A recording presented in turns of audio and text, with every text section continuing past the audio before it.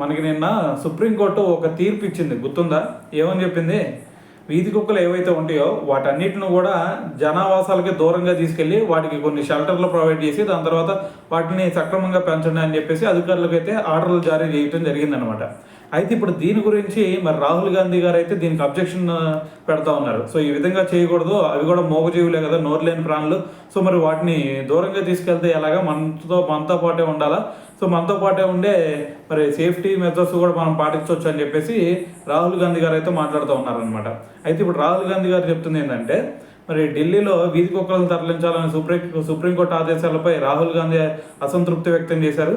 ఇది అమానవీయం, సైన్స్ ఆధారిత విధానానికి విరుద్ధం అని చెప్పేసి, ఏరివేయడానికి నోరు లేని జీవులేం సమస్యలు కావు, క్రూరత్వానికి తావు లేకుండా షెల్టర్లు, శానిటైజేషన్, వ్యాక్సినేషన్, కమ్యూనిటీ కేర్ వంటి పద్ధతులతో